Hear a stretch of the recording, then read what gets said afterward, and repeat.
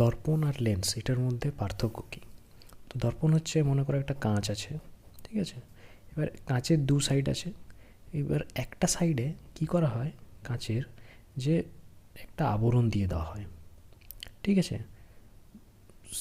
ওই আবরণটা হয়তো সিলভারের হতে পারে, ঠিক আছে, বা মানে রূপোর আবরণ হতে পারে পিছন দিকটা একটা। হ্যাঁ, তো তো কী হলো, তুমি যখন এই সামনে এটার সামনে দাঁড়াবে, তো তোমার ভেতরে একটা ছবি দেখাবে, ঠিক আছে? এটাই হচ্ছে দর্পণ, মানে একটা কাঁচ, আর একটা সাইডে প্লেন পিচ্ছল, আরেকটা সাইডে খসখসে, হ্যাঁ, রূপোর প্রলেপ দেওয়া হয়, রূপো দিয়ে মানে ঢাকা দেওয়া হয় আরেকটা সাইডে পিচ্ছল, মানে যেখানে আমাদের ছবিটা ওঠে। তো সেটা হচ্ছে দর্পণ বা মিরর। আর লেন্স হচ্ছে, ওটাও কাঁচের, কিন্তু ওটা এরকম বাঁকানো, ঠিক আছে? যেটাতে কি হয়, এরকম হতে পারে,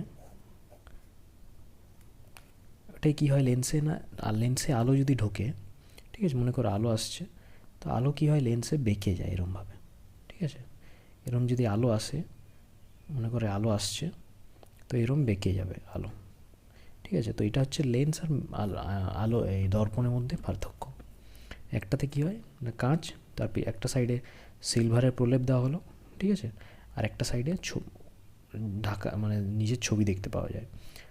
আর লেন্স হচ্ছে যেখানে আলো বেঁকে যায়, ওটাও কাঁচেরই, যেটা মানে এরম দু সাইডে এরম দেখতে, ঠিক আছে? এটা এটা হচ্ছে এটাকে বলে উত্তল লেন্স, এটা অবতল লেন্স, ওটা পরের ব্যাপার। তো এটা হচ্ছে লেন্স আর মিররের ডিফারেন্স।